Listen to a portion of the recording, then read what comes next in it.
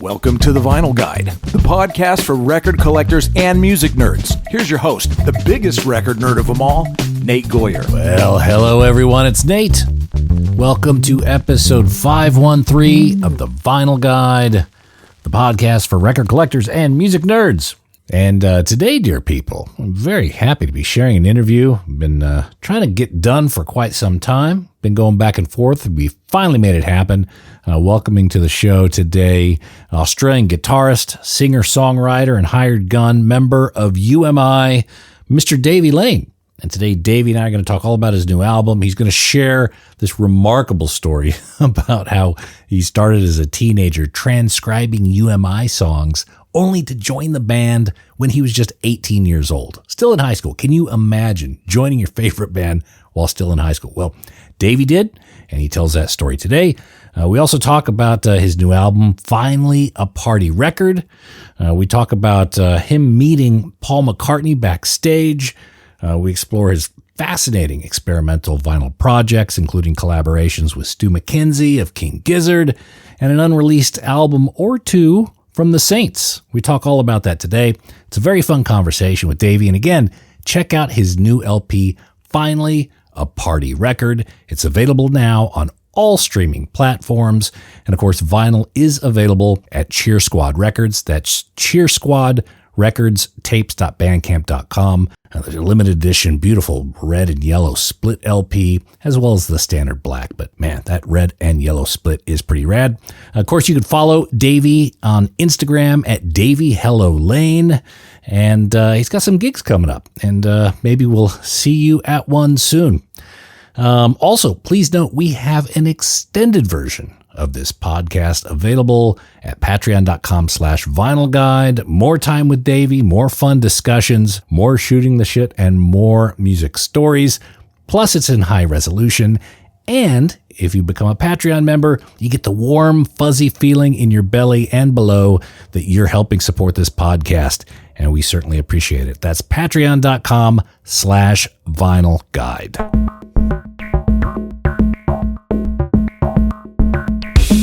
Alrighty, enough of the jibber jabber. Let's get on the horn with Mr. Davey Lane. Talk all about vinyl, his new album, UMI, and more. Hey, Nate. Mr. Davey Lane, how are you, man? Good, mate. How you doing? I'm doing good. Yeah. Well, I'm so glad we were able to connect this up. I do want to talk about the new record, Finally a Party Record. Yep. I'm interested to hear the background as to why this was the title selected. Well, it's obviously, there's a healthy sprinkle of irony in the title there. I mean, it was just kind of when I got to the end of the record. Actually, kind of the title came along while we were recording, and when it kind of dawned on me that the subject matter of most of the songs were, hit on pretty deep / kind of morose / kind of depressing stuff. That's the thing. I've always lyrically, I've always been inspired to write when things are shit. The initial title I had was The Great Unraveling, but I kind of thought that might be a little bit. Me and a lot of my friends, we thrive on dark, dry humor, but you have to remember that the general populace sometimes isn't going to get your stupid jokes, even though the title that I landed on is a joke anyway. But it's a lot more chipper than "Don't Bank Your Heart on It." I mean, listen to those albums. Right. I would perceive your mood has certainly lifted in the last few years. Oh, definitely. Well, definitely. Like with the marching of time, one would like to think you accrue some kind of, a little bit more wisdom and a sense of your place in the world, and part of this record is talking about that, finding peace with why your brain is the way it is, and your place in the world, but yeah, that's the thing. It's just like there's always got to, as much as I'm inspired by, a lot of, and it's usually, romantic situations gone catastrophically wrong. It's you've got to, there's always a little glimmer of optimism in there.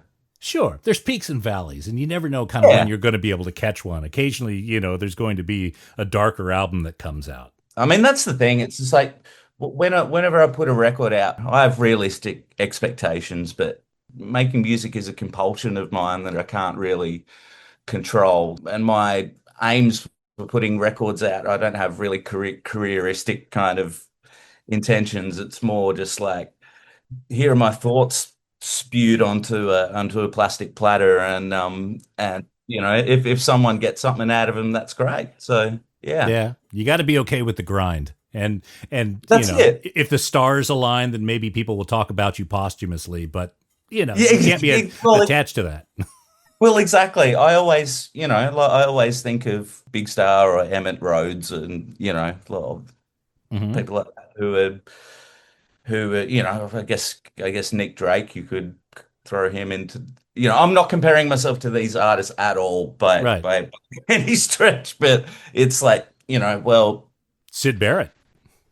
Well, yeah, exactly. Sid Barrett, yeah. Hmm. Um, like, who appreciated later on, and maybe like, and that's the thing, whenever I put records out, I'm always pretty philosophical. If things aren't, like, don't really catch on, it's just like, well, like, fuck, maybe someone will find this record apropos of nothing in a record bin sometime and get something out of it, and Yeah. that's why you do it. I think in your case, a lot of people have, certainly a lot of very important key people, creatives are very aware of you. And you get a lot of phone calls when it comes to collaboration, when it comes to touring, that sort of thing. So that's Well, a, yeah, absolutely. Well, over the years, I've been very lucky to work with legitimate musical heroes of mine. So, and that's all, and it's just, um, I'd like you're, to think you're the Forrest Gump of Australian guitar, I think. That's thank, that's, I'll, I'll gladly hang my hat on that. So you've got again, tremendous resume. I definitely want to go through all this, but first off, I got to ask you, record collector. Are you a bit of a record nerd, Davey? Yeah, absolutely. I mean, my guess. I've kind of collected over the years. I mean, I have to say there are friends of mine who are a lot more dedicated to their record collecting than I am. But I mean, I've got a few cool little things, like nothing too over the top. But I've got a few hundred records, and yeah, I mean, mostly kind of, if you hear my music, it's mostly in the kind of little power pop kind of new wave, little bit of punk, bit of prog, nothing too extensive. And Rusty, who plays drums in UMI, he's a pretty encyclopedic knowledge of music anyway, and has a pretty impressive record collection when it comes to. He's into a lot of like freak beat and kind of stuff Mhm. like that. So I'm lucky enough to get some of his doubles when he's but Well, there's always going to be people who are going to, especially record collecting. There are people that just have these insane collections. But, comparisons aside, do you spend much time? Do you look forward to going to record stores? Right now, you're in Tweed Heads on a day yeah, off or something like that. Where's the record shop? Is yeah. that kind of what you do? I walked past one yesterday that was shut. But yeah, like, wherever I am, even if I've been to somewhere that I haven't been before, I'll always do a preemptive Google to see if there's anything around. And yeah, like, yesterday was a day off in Brisbane. I wandered into Rocking Horse and picked up a couple of little things, like nothing special. But and that's the thing. I never really go into a record shop with any. I kind of have my go-to sections if there's gaps that I need to fill in somewhere. But more often than not, it's just kind of aimless, kind of. And I do have a pretty short attention span too, so I don't really. I can't do the. I've got friends who are very dedicated and are happy to do like the 5 hour dig, but I'm up zipping and zapping, so half So, an hour and I'm done. so you don't walk in with a list or anything. You just kind of feel the place out. You let something find you. Yeah, exactly. Yeah. Hmm. Well, a lot of times I've come across stuff that just because it's playing in the record shop. Like Comets on Fire were a band that I discovered, like a fucking incredible band. Like, what was the record? I think it was a Blue Cathedral, maybe. They've got a few of them. Ethan is in Ethan from oh Jesus, Howlin' Rain. Oh yeah, right. Okay. He's in Comets on Fire. He's Right. yeah, yeah. So there's that. Yeah, Yeah. okay. There you go. Well, I think I can't remember which record it was. I think it might have been the Cathedral one, but I stumbled upon that on and how's this for dichotomy? I was on tour with Crowded House, and I wandered into a record shop and heard this Comets on Fire record, and it's like, what the fuck is this? Like, ticks every box of, it does have that proggy. They do have that proggy thing to it, and then it's just like just fucking unhinged chaos. But and then a few months ago, I was in a record shop in Canberra, and they were playing. I can't remember the name of the record, but this prog band Nectar. Do you know Nectar? I think I've seen the album. I can't say that I've heard it though. Yeah, yeah. They I can't remember the name of the record, but I bought it. The English guys who I think maybe they might have been either in the Air Force or the Army, and they were based in Germany and played around Europe. It's kind of like, yeah, a bit more of a exploratory, like to go, yeah, exploratory big. It's very big star in places, but Mm. like, just with some extra weird time signatures and whatnot. But yeah, like I mean that's where I get the real dopamine hit in a record store is just chancing on something that I've never heard before, and Yeah, yeah. those are always fun to take home because you're like, okay, this is going to open a whole new world.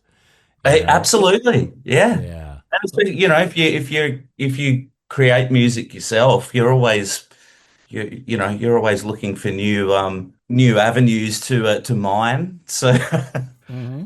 so It's is yeah. vinyl important to you? Is it like you put out your music on vinyl, but is that kind of your primary way of Oh, listening and absorbing? yeah, yeah, absolutely. I mean, I think I don't have an amazing setup, but there's just something about, and like we were talking before about how easily distracted I am. It's for me, it's a real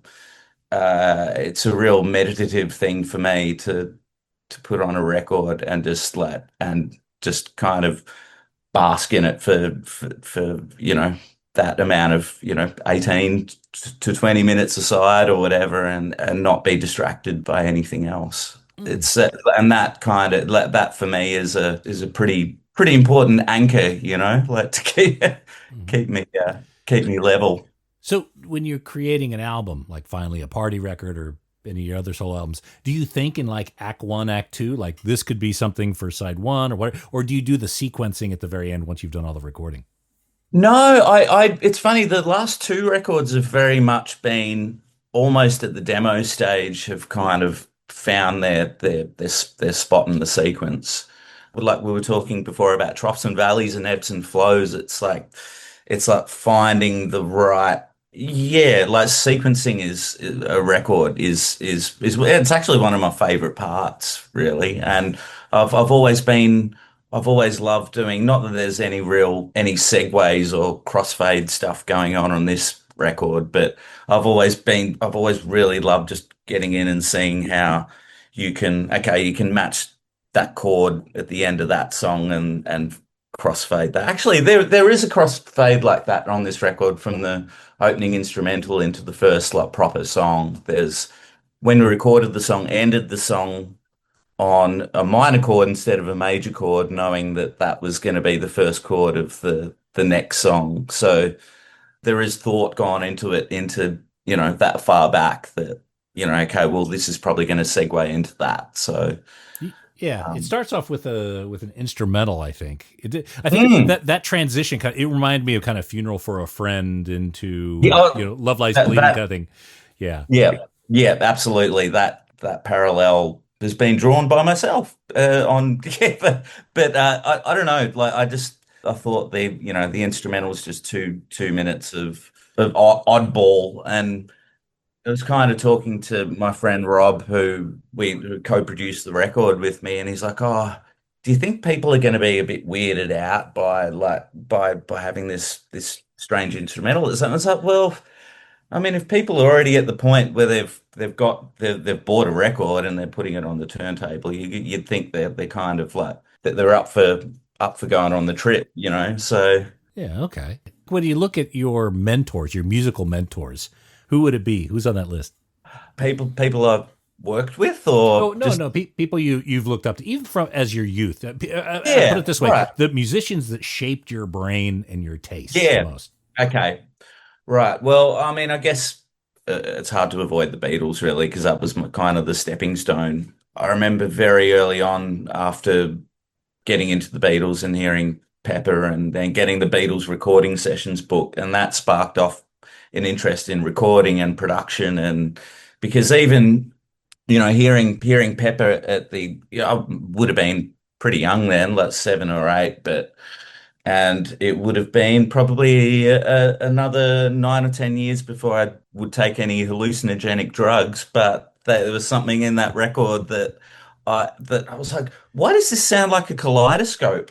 And it's just like that thing of that how they harness vari speed and artificial double tracking and flanging and all that stuff. And I just became fascinated with it. So, obviously the Beatles were a springboard, but I guess for me, it's like artists that were a kind of one-stop kind of production, musician, singer, songwriter, engineer, kind of, you know, like your Emmett Rhodes or your Jeff Lynnes or your, Oh, Nick Lowe or Todd Rundgren, obviously. So, yeah, I think for me, it's just yeah, like, and that's what they have kind of yeah, it's artists like that have kind of like shaped what I kind of aim for myself, I guess. have you ever spent a moment? Have you ever had a moment with any of the Beatles? Yes. Oh, okay. Do tell. Yeah, I met Paul McCartney in 2017 when he toured out here. Met him in Melbourne.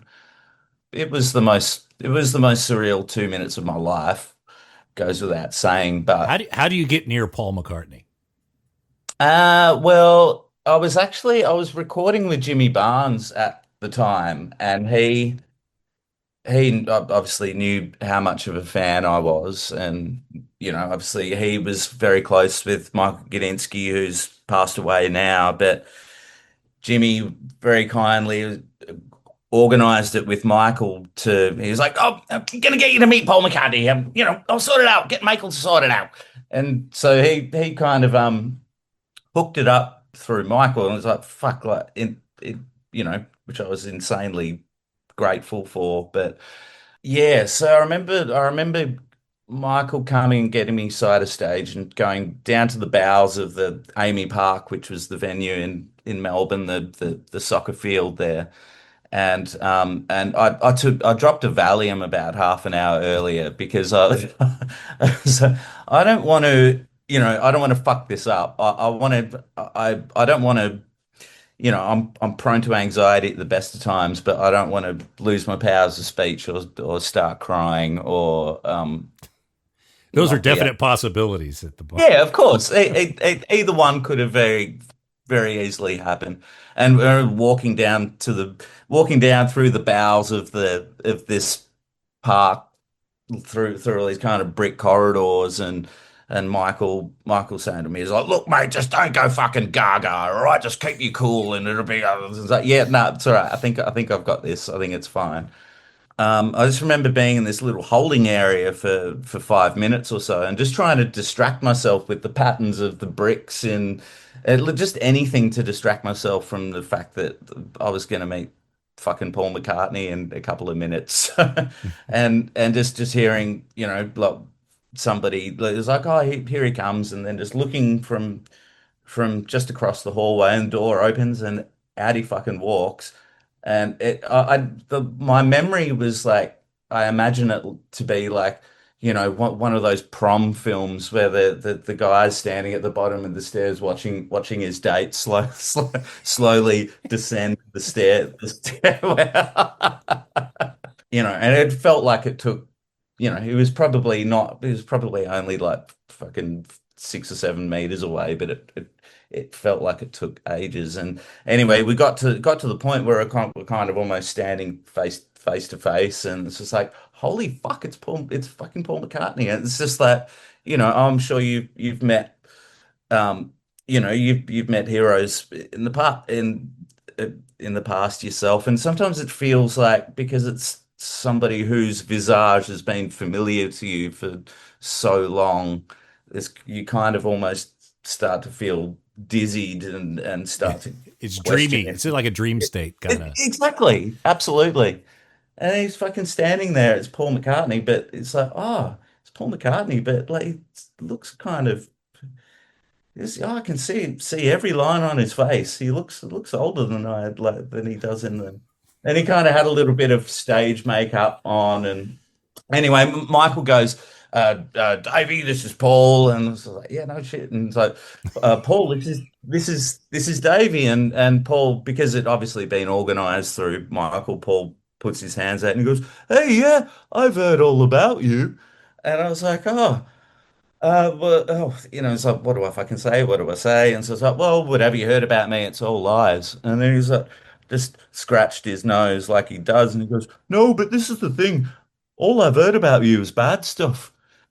And it's like, oh yeah, right. Yeah, I'm experiencing the Scouser wit in person. It was only like it wouldn't have been more than 2 minutes, and we talked you know, for all the thousands of questions that you could have, I wasn't gonna ask any of them. I wasn't gonna say your music means so much to me. And it's just like, well, no shit, of course it does. And I just said, hey, I really like your jacket. And he was like, oh, and his eyes lit up, and he was like, oh, yeah, it's a great jacket. Like, and took it off, and he was showing me the lining. And it's like, look at the lining. Lining's great. Yeah. I was just like, where did you get this jacket done? And he was like, and he was looking for the label, and he couldn't remember the name. And he was like, yeah, this is Taylor in Beverly Hills. I was like, yeah, you know what? If ever you want a really good jacket, you go with this guy. And I'm like, okay, cool, thanks. I'll store that for when I've got 20 grand in the bank for a nice jacket. And he was going, yeah, I've got a few of them. And yeah, and don't think I asked anything musical. It was, yeah, I did say, you played temporary secretary off McCartney too in soundcheck yesterday, and he was like, oh, do you like that one? Do you? I was like, yeah, I love it. And he goes, oh, I should have put it in the set for tonight then. And I was like, oh, well, surely it's not too late. Like, Yeah. come on, Yeah. let everyone. You got to mix up your set list. I guarantee you, Paul, if you say you want to play it, the band will follow. Exactly. Yeah. It's like, oh, he's like, yeah, no, it's too late. They've already printed out the set lists. But and then it was just a little bit of small talk. Him and Michael were talking about stuff, and it was just like, okay, well, I've had my fill here. Like, before somebody tells me to fuck off, I'm just gonna say, hey, Paul, thank you so much. Really great. Lovely to meet you. And he's like, yeah, thank you. Yeah, nice to meet you. And it's just like, and I said, have a great show tonight. And he was like, yeah, you know what? I think I will. I was just like, turned around and walked off, and it's like, okay, I can't ask for any more than that, Yeah. from Yeah. that experience. Left on a good note, didn't punish him, Didn't make an ass of yourself. didn't make a prick of myself. So thank you, Diazepam. That's the secret. You had your list of questions. Okay, I'm going to start with the tailoring. Then I'm going to go to the deep cut. Then I'm Yeah, going to. exactly. Tailoring, deep cut, small talk. I think Fuck. I think the most important person I've ever spent a moment with. I had a moment with Tim Cook of Apple. Oh, And really? yeah, and Wow. it was just like 30 seconds. And the only thing What going were the circumstances of that? Oh, I was visiting a friend of mine at Apple, and Okay. Tim was Yeah. right there. And there's Yeah. there's this little area, it's kind of holding area that all the executives kind of everything passed through, and there was Tim, and he just kind of hung out for a little bit and talked. And the Yeah. only thing the thing that went through my mind is like, if I punch him, I could take like 5 billion off the stock market right now. Like, I love your sense of nihilism. That's great. I'd still be in a jail in Well, California. there'd be that. There is Yeah. a downside.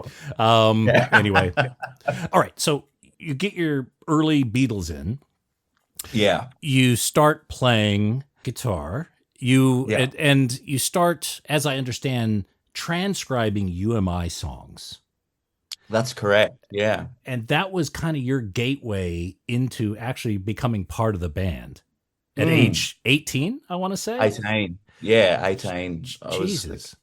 couple of months out of school. Yeah, I was doing guitar tabs and it was probably I was maybe like 14 or 15 or so, and I was first starting to take guitar seriously. I've been kind of playing around for a few years and just, didn't not having gotten any further than House of the Rising Sun and Smoke on the Water, and Hmm. wanting to seriously learn well, more than anything, learn chords and learn tunings, and as more as a vehicle for writing than learning to be a a good guitar player. It You're was trying to just, find the science in it or something. Is that yeah, what yeah. absolutely. Absolutely. And that's one thing that always fascinated me about music. It was just like chord changes and how, um, what kind of, it's like, what is it about this chord change or this like really jarring bit here that triggers that gives me this real, I can almost feel it physically, that the impact of blah blah blah blah. I'm articulating this very badly, but and UMI were one of the bands growing up when I was around that formative age, and having grown up being obsessed with music from the 60s and 70s, like, and the Who were a massive one for me growing up. And I guess Pete Townsend is probably the reason I wanted to start seriously playing guitar. But seeing UMI play, and obviously listening to Triple J at the time, like discovering the meanies and the hard-ons and Snout, and all these really vital music that was happening in the here and now, because I don't know what the fuck I was there, but I guess I was just a kid, but I was just like, well, I guess great music was a thing that happened in the 60s and it's not really around anymore. Like, and I wasn't at that age where I could and it was that formative age where you start discovering what's happening or what's happening Mhm. around you, and like, yeah, and UMI were one of those bands that I really just fell in love with, and um, And just for kind of international listeners, UMI mm, is a very Australian thing, and I moved to Australia early 2000s, so I kind of yeah, missed the initial kind of UMI craze, but they were sure, huge. They were a huge band in Australia, and they were kind of all over the place. They were local heroes. Here you are transcribing, and yeah. then okay, so how does That's that transition happen for you? Well, yeah. Well, I think because my friend of mine and it was back in the days of, there was bands. Every band had a bunch of fan sites and Okay, whatnot, and I was writing them and sending them to this fella Danny Howe, who lives in Sydney and also now has a great podcast of his own. Yeah, it was just through that. And I think it was via that I started communicating with Rusty, the drummer from UMI. And I'd send him a couple of tabs, and he'd write back to me and goes, "Oh, I showed Tim, and like he's really impressed, and like, he's kind of annoyed you cracked his code for this song for, but I just love, yeah, I just love you love that." annoying Tim, yeah, that's it. Yeah, 26 years and running. But yeah, and then it was basically through that UMI playing an all ages show in Melbourne because I think I was still like 16 at the time, and I got up and played guitar with them on a song, and I don't know what it was. I mean, I barely remember it because I was so terrified, but So hang on, you're 16. You're 16, and then you get word that this band that I'm sure all of your high school cohort were aware of, keenly yeah. aware of, has said, you know what? We're going to get Davey to play a song. Yeah, and the circumstances around it, like still, yeah, like still. I mean, the circumstances around me joining the band, even to this day, I'm like, that just seems so fucking insane for this, an established band to take a, you know, take a risk by taking on this nerdy kid who, like had never, I'd never played guitar professionally on a stage before as well. So it's just like, fuck, they really took a risk on. I mean, I'm forever grateful that they did, but Mm-hmm. but yeah, so got up and did one song with them, and then Tim came in and was like, "Oh, do you know how to play?" Started rattling off other UMI songs. Do you know how to play Kathy's Clown? And I'm like, "Oh, I think so." And then we played that one, and then like, Yes, Mr. Rogers. Okay. it's just a, whenever I think of myself back then, I think of the kid who works in the drive-thru on The Simpsons. Yeah. If I had a girlfriend, she'd kill me. That's probably how I spoke then as well. But the paper or plastic, sir. Oh yes, Mr. Rogers. Yeah. Um, Do I have to detune on this one? So I ended up playing 3 or 4 songs with them, and it was a lot of fun, and we hung out afterwards, and they let me drink a couple of their beers, and it was really fun. And then they went away on tour. They went overseas. I think I might have gone over to the States to play with Rocket from the Crypt. I think Mm-hmm. that was the next thing they were doing. So then I didn't, that was I kind of like I kind of put any. I've just kind of thought, well, that was that. That was a nice thing to do, and it was really nice to meet them and whatnot. And then, And I think before we get to the next chapter, you go back to high school after that. that's right. What Yeah. happens? Like you must have been like Caesar conquering Rome or whatever. Coming back to high school that next Monday, right? Oh well, it was. Yeah. I mean, it kind of get it certainly. You weren't so nerdy anymore, were you? Well, exactly. That's the thing. I was kind of a bit of a loner and a bit of a nerd, and treated as such by the jocks in the school. I went to a very sport oriented high school, so you know if you're a nerdy kid who loves the Kinks and the Who, then that didn't Mm-hmm. wash so well with the meatheads. So yeah, I mean, I'm sure I did have a little bit of extra pep in my step going back to school, telling them I've just gotten on stage with this really cool band. I mean, okay, so you had mixed. You had boys and girls at your high school. Yeah, Okay, all right. So your stock went way up. I'm sure it must have. yeah, yeah. Yeah, it did. Yeah. It did. And it's just like, oh, well, you can be a nerd, and you can talk to girls, and you can like it was Mhm. it was I was so painfully shy, and even in my first little my first couple of years in UMI, I was still that.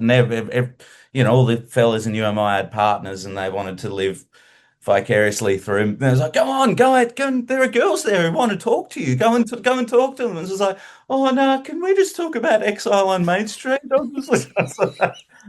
Because that is every school kid's dream. That was Dave Grohl's dream. He always said he went to gigs with picks in his pocket because if something happened, he could get up and that was kind of his fantasy. Yeah, right. So you were in high school and you were able to then do that, and then that's a dream come true. That's instant Oh, social steroid.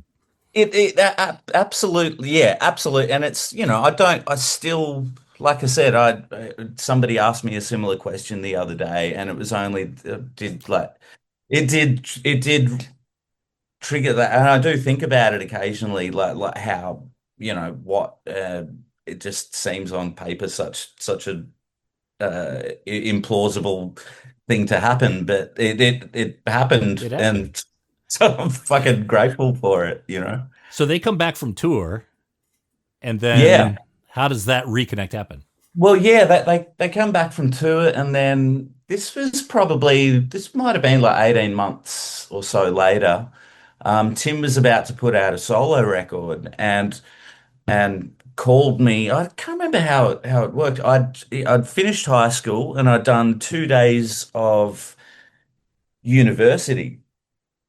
I was doing a social sciences journalism thing, and 2 days in, I was just like, oh fuck, I'm really not this. This is not for me, and I'm really just doing this to make my parents happy.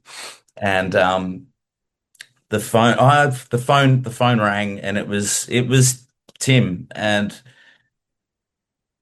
so hey, David, Tim Rogers here, and I was just like, okay, like, think he was one of my schoolmates. I was like, okay, like, who is this? Stu? Is this you, Matt? No, and he's like, no, it's Tim Rogers, and so it's like, no, no. Anyway, once we got past that, and I realized it actually was him, he yeah, he told me it's like, well, I've made this solo record and I'm about to go on tour, and would like to have, and it was a different setup to UMI. It was upright bass and fiddle and mandolin, and he's like, oh, I think he just wanted a second guitar player to kind of bounce off a little bit. We were both playing acoustic guitar, and it was more of a um folky kind of thing. And yeah, it was like rehearsals start next week, and if you're up for it, then it was just, and so I had to go back to university the next day and told them I was deferring, and they were like, "Oh, well, this is a really bad idea. You can't do this." So I'm just like, then thankfully my parents were supportive, supportive of that, because I feel like maybe that month on tour with Tim was maybe a little bit of how seeing how we get along, and because that's the person that, well, if you've got a compatible personality, it's kind of the most important thing, isn't it? Mm-hmm. Um, so yeah, so we did that tour together, and it was like, huge eye opener for me. Like, um, learned a lot in a very short space of time, and then after that tour finished, Tim and I had been talking a little bit, and then yeah, it just came up and said, well, would you like to have a crack playing with the band? And it was like, yeah, okay, gee, yeah, that sounds pretty cool. Um, I'll have to ask my parents. yeah, I'll have to ask my mom. But so it was, yeah, I mean, it was all tentative little steps at the time, but Mhm. but also massive leaps of faith for them. Yeah, that's outstanding. And that's you joined in 99? 99. Okay. All right. And the fact that you've hung in there, that you've I stuck know, to it. yeah. Yeah. Well, something's got to be working. So, How long how long until you didn't feel like you were the new guy? it probably took like it was a good few years, I reckon. Like, and also as well, I'm kind of like at the time trying to learn how to be a better musician, uh and or adapt to the kind of rootlessness of being a touring musician as well, like, routine out the window, like Mhm. the old cliche of every night a different hotel and blah blah blah, all that kind, and kind of getting used to that, which psychologically for me took a little bit of time. But yeah, it definitely took a few years of feeling like, and I guess the the thought that I always go back to is the very first show that I played with UMI, which was in Auckland in New Zealand, and started the show nervous anyway, but I think I remember having a Fender Twin, which are fucking loud amps anyway, and having it at kind of a nice breakup point. But I think by the end, I made so many mistakes that by like every song, I'd flick my amp back a couple of notches. So I think by the end of the gig, it wasn't even on. I don't think so. Uh, but just this having this sense of being I was going to say this calm in the eye of, but I wasn't calm. I was terrified. But having this band, having this whirling dervish go on around me, and I'm kind of just observing it and just trying to keep up with it. And Mhm.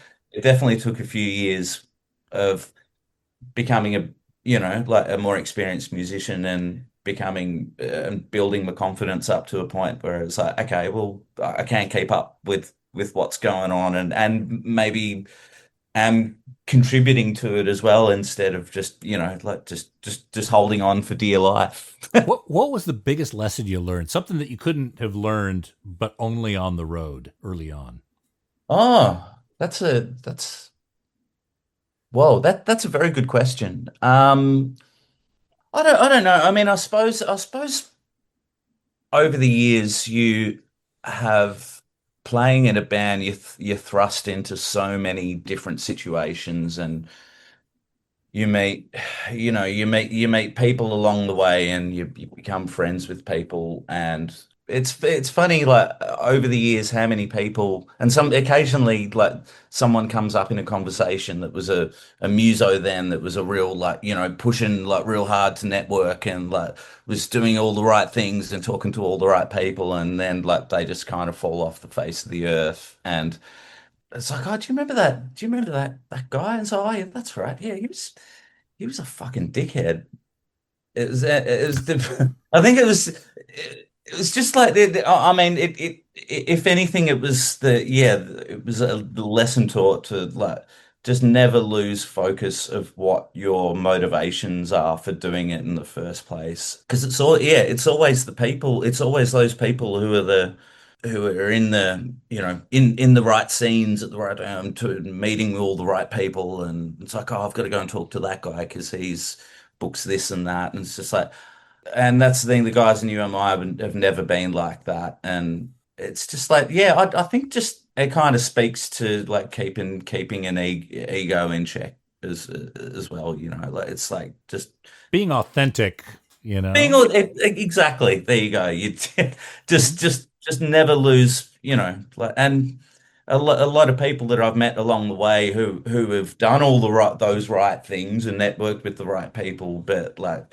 it's like, well, if you spend a bit more time on your songs, and you probably mightn't need to grift that hard in the in the other areas, like so.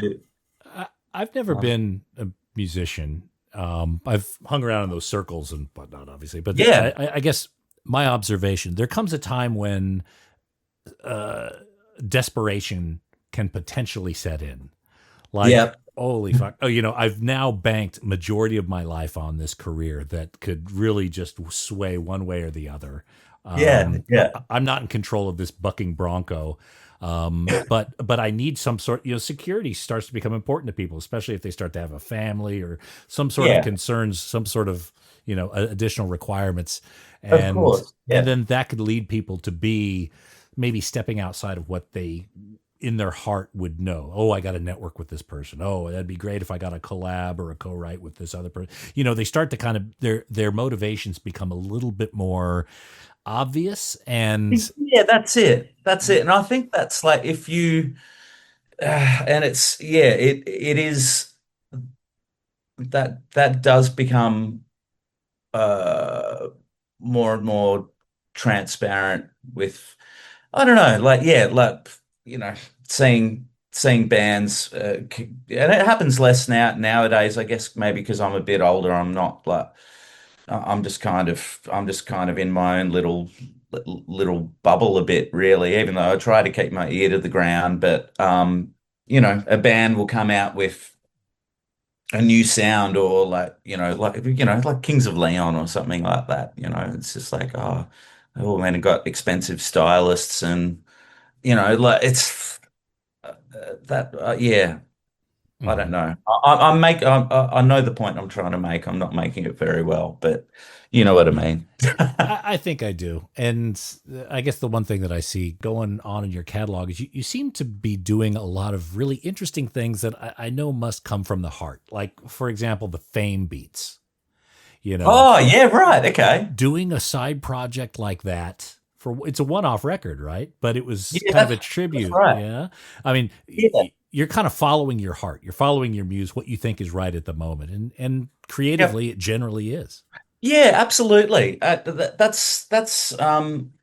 that's the thing. It's just like it can come across a bit dilettantish sometimes, but I love dipping my toe into into all kind of different things. And I don't know what it's like in other places. Melbourne's a bit kind of like, well, if you're in this kind of scene, then that's what you do, or like, if you play funk music, then I find I've always been that things with scenes and strict parameters around what you can do. Like, I find that really um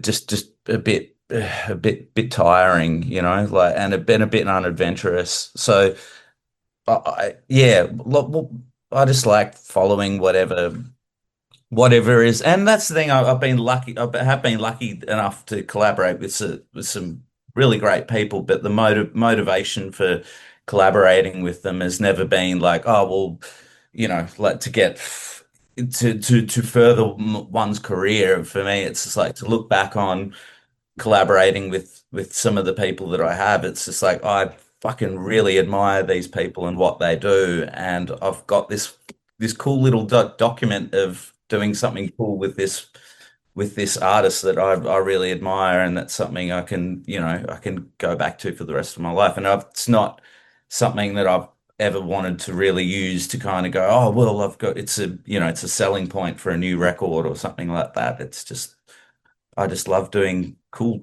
things with cool people. Well, yeah, what it feels right. So, Yeah, and yeah. speaking of which, the rights, Oh yeah, yeah. that project, how did that come together? Now, I guess how do you describe the rights to people who aren't familiar? Well, that was just like a little one-off thing that my friend Nick, who is the singer in Jet, he became really obsessed with that Hard Road, that Stevie Wright record, which is an amazing record. Yeah, I think I remember talking to him at the time about, it's like, oh, Stevie Wright at the time was living pretty hard, like he'd lived a pretty rough life and had hit upon some hard times. And the idea, I think, was, And just let me set the table here because a lot of people yeah, internationally may not know Stevie Wright. He was the of course, lead singer yeah, of the Easy Beats.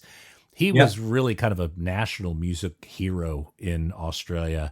He had a couple yeah, of just banging solo records, Hard Road, what was yeah, it Bad Boy Bruce Buster? Was yeah, that yeah, one? Black Eyed Bruiser, yeah, Black Eyed Bruiser. yeah.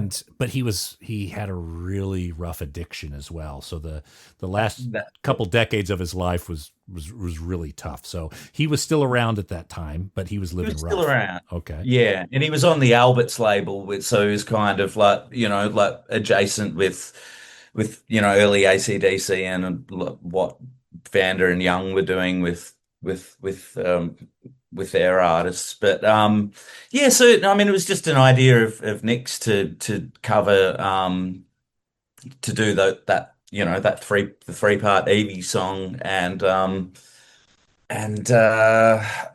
yeah, and that was he just kind of, and as with any of that, yeah, his motivation for that was just making some money for Stevie Wright and doing something cool with his mates, and I was, yeah, lucky enough to get the call up, and we recorded the song at Albert's with Harry Vander producing, and that was an experience in itself, and he, W- had some pretty. was George still around then? He was, yeah, George was still around. This Rights was about 20 years ago now. Yeah. But yeah, George was still around, but I think George was living in the Netherlands. He was living in Europe or something and was working in computer programming or something. I think that's how he ended up later in life. Okay. But But no, it was Harry Vanda was there. Okay. Yeah. that's right. Yeah. So yeah, but that was just a one-off single, but it's I've got the yeah, but it would put it out as a single and I think it went to number one, I think. Anyway, I've got a gold record in my toilet, so that's You should really put it on the wall. yeah. Hey. So okay, so you guys recorded Evie, and you guys played Wave Aid, which I was there at that. This is the tsunami Oh, that's benefit right. in 2004 or something like that, and there was Yeah, yep, yep. a big benefit. That was that the only live show of the rights? I think we did maybe a couple of other things, a couple of TV things. But yeah, that was the biggest. Yeah, I mean, I think actually that was the first time we played that three part song live, and that was if you were there, you remember there were quite a few people there. Yeah, Um, I got really it, sunburned that day. Um, yeah, that's right. It was scorching. It Yeah, was. I Yeah, do remember that. our seats were just right. It couldn't have been. I might as well have been under a magnifying glass. But no, it's a great cause to raise money for the tsunami victims. But you guys did the show that day. Now, what was the response from Stevie? Did you guys have a lot of interaction? Did he, what was the back end of that? Well, not really. Well, I mean, I definitely know that we got word back that he was extremely grateful, and I think I got a note from him that I've got so many boxes that I'm gonna have to go through, and I know I've got it there somewhere, but I'm just I'm just I'm so adverse to nostalgia that I'm sure at some point I'll get to a point in life where I go, oh, I'm going to go back through I'm sure I've got a note from him somewhere saying, oh, thank you so much, blah blah blah, blah. Love Stevie, Nice. and I did get to meet him a couple of times, and he was really lovely. Now, other Australian legends. You used to play. You spent some time playing with the Saints too. Is that right? That's right. Yeah. Well, yeah, with yeah, Chris Bailey's yeah, we did a few gigs in Melbourne in 2016, and in 2018 I spent 2 or 3 weeks with Chris making a record, which is going to be the last.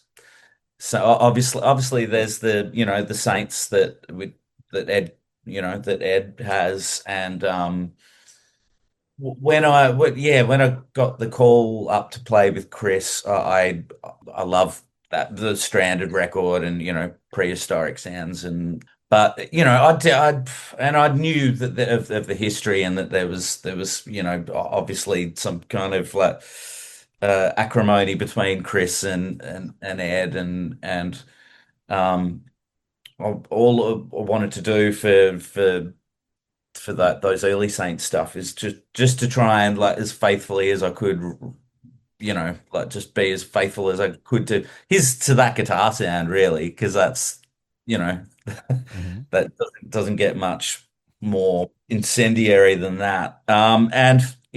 And I do remember at the time, like, people going, "Oh, no, no Ed, no Saints," and blah blah blah. How are you? How people writing to me go, "How can you be doing this?" And it's just like, well, what the fuck would you do, mate? Like, if if Did you Chris really get? Bailey You really got blowback from that? That's a little yeah. bit, but just from people, just keyboard warriors. Didn't take any of it really seriously, but Chris was really fun to work with. He was like, he could be very cutting, but he had just this really great dry sense of humor, and was a really really generous dude. So you mentioned you recorded with them, but it hasn't been released yet? Any stuff we It's haven't heard it's yet? so yeah, so I think this, which will be the last Saints record, is coming out at the end of the year,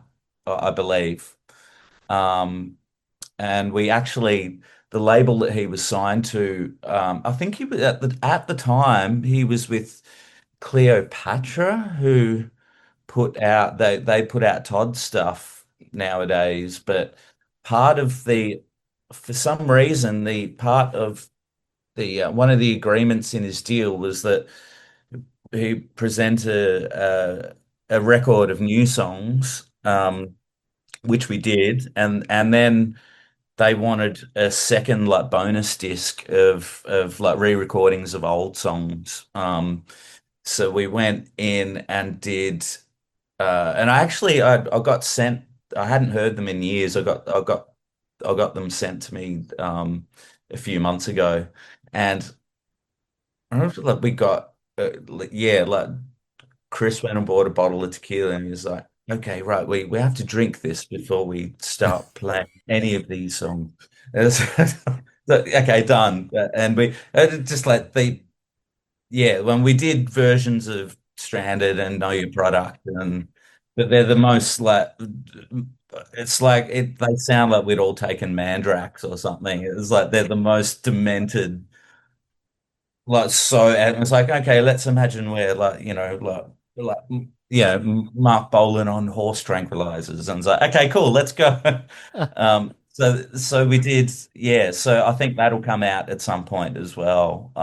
But that was that was a pretty amazing experience to record with him. And not only that, it was just that kind of, you know, the the whole thing was like, oh my God, it's Chris Bailey. And then it got, obviously you got to know him to a point where it's like, he's this really funny, erudite, charming dude. But then he starts singing and his voice was still so intact. As he starts singing, it's like, that's fucking Chris Bailey. Oh my goodness. Every, it's one of You those. you strike me as someone who's like perpetually starstruck with who you're on stage with. Yeah, yeah, absolutely. I'm in awe of everyone I get to play with, really. It's like, Mhm. like, and at the end of the day, it's like it's all, and working with great songwriters, it's and getting the opportunity to get inside their songs with them is a real like yeah, it's you're always adding something to your own skill set, so it's yeah. So there's one record I definitely want to touch on here, and that is the dual monophonic record. Oh, cool. Yeah, right. And that is now you can only get this on vinyl. Is that right? I've searched That's digitally. Okay. I think yeah, I thought it was on streaming, but maybe it's not. Yeah. Okay. Maybe I have to dig a bit more. Now it's you, Tim Rogers, and Stu McKenzie from King Gizzard. Yeah, that's right. Yeah. Okay. And I'd known Stu for we were playing in a mutual friends band for a little while together, and Stu was actually playing drums in that band, and we would King Gizzard had just kind of started at that point, and they were one of those bands that the first time I saw them, was like, oh, they got something. They, they were still in very formative stage, but like, it's like, oh, they know what they're doing, and like, even, nerding out on music with Stu, it's just like, he knows his shit, yeah. And so the idea, I mean, I guess thinking back on it, the idea came from the whole thing of how, how 60s records, 60s stereo records were panned, and like, obviously everything's vocals are all over that side, and you have an arbitrary kind of, like there's maybe tuba and drums here, and like that very archaic thing of like of when stereo first came in, and it's just like, oh, you can put those things there and then those things there that don't particularly make sense heard on their own. So, and it's an idea that I kind of and may well have had been done before anyway, but I wanted to make so yeah, each side of each record there was a collaboration, a song with Tim on one side and a song with Stu on the other side, and I picked yeah, and I asked Stu because I knew he was always up for doing something, Wacky. something whack, something exploratory, and he was like, "Oh yeah, shit, that sounds great. Let's do that." And so the idea was that there's a song, basically a song that is there, can be heard in stereo, albeit a slightly chaotic listen. But if you pan it to the left, you get one completely independent version or arrangement of the song, which would be either Stu's or Tim's. And if you pan it to the right, you can hear obviously both in mono, like you can hear my own version of the song. So yeah, like I said, to hear they were made so they can be like perfectly synced up in stereo, and you can listen to them together. But it's it is slightly chaotic, but it's there so you can kind of pan between each one as you go. And it's something I'd love to do another one at some point, but. So Yeah. each side of the record is a 45. So each side of the record really has three songs because there's one hard left, there's one hard Yeah, right, and then there's one with both of them co-joined. exactly. Yeah, yeah. Okay. And Yeah. how do you do that? I mean, do you use the same drum beat, the same click track? I think that's how we did it. Yeah, I think we had a click track or a drum or yeah, or we had like one drum track that we kind of I think maybe the song that I did with Stu, I had a drum track for my version of it, and then he took it away, and I think he maybe came over to my place and added some stuff for his version, like, and his was all fucking. He's a really great sitar player, obviously.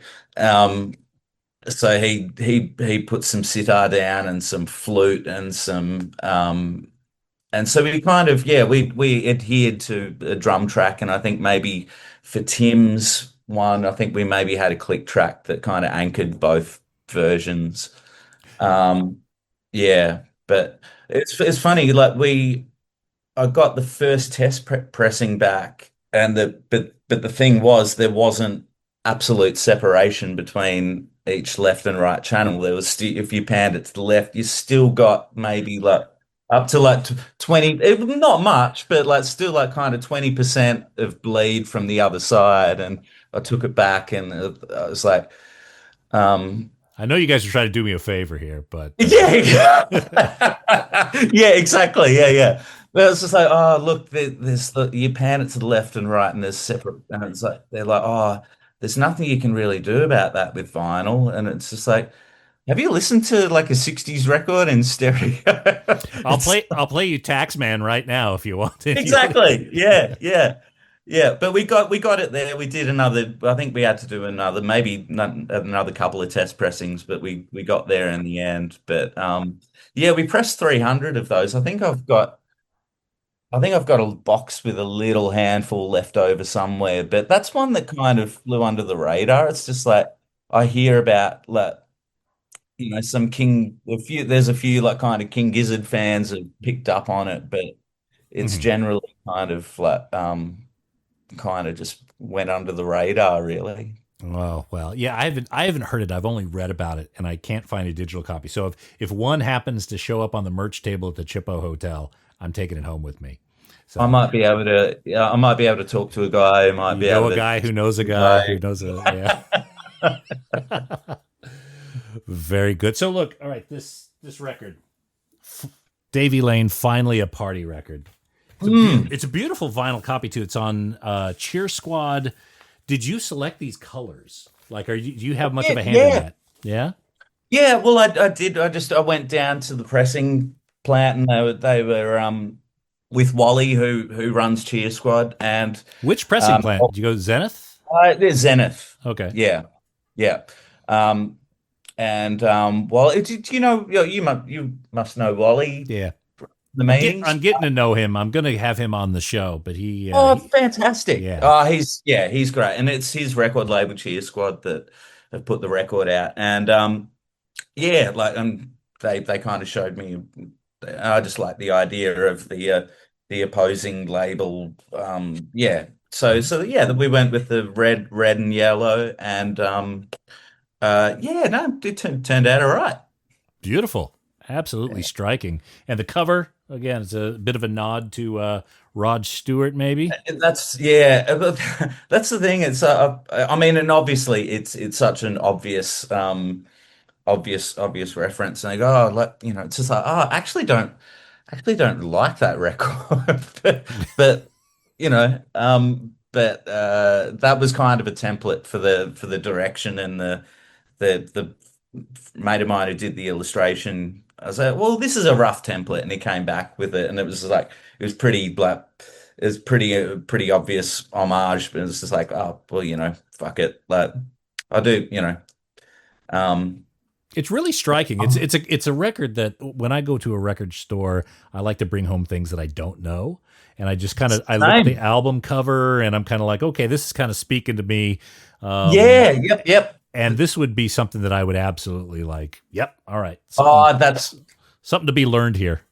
That's well, I'm glad to hear that. And that's like what we were talking about before about wandering into a record store, and like, yeah, if there's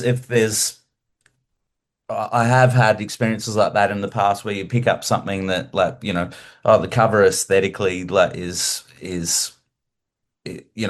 ticks all your boxes. So that's what I try to do with my record covers. It's like the last one kind of was a bit more bleak. It kind of was almost like a prog cover or something like that. Not that there's much.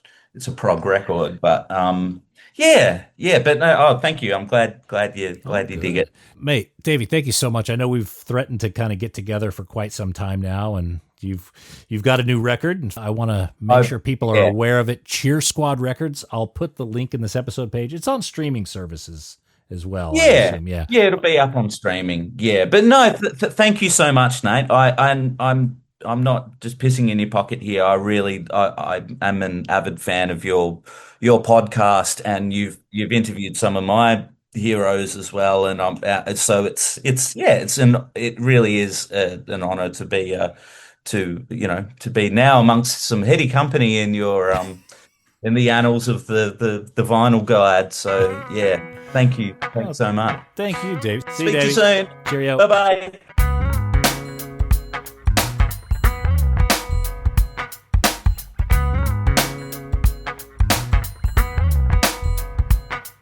Absolute gem of a guy. Good man, that Davey Lane. You got to go a long ways to find someone who will say a bad word about him, and they'll still be wrong. Anyway, hey, again, cheersquadrecordstapes.bandcamp.com. I believe the website is cheersquadrecords.com. You got to Google it, and maybe even bother your local record shop for one. And hey, if you're in Australia, make sure to check out Davey's upcoming tour dates from his Instagram page, Davey Hello Lane. And if you're at the Chippo Hotel next week, well, shoot me a DM and I'll let you buy me a beer. And that's it for this episode of The Vinyl Guide. Thank you so much for tuning in. Thanks to everyone who's leaving positive reviews on Apple Podcasts and Spotify. And those of you who are sharing these episodes on social media, Reddit forums, and Facebook groups. That is hugely appreciated. We'll be back shortly with a brand new episode. So until we talk next time, you all behave yourselves. And thanks again for listening to the Vinyl Guide podcast. Cheers.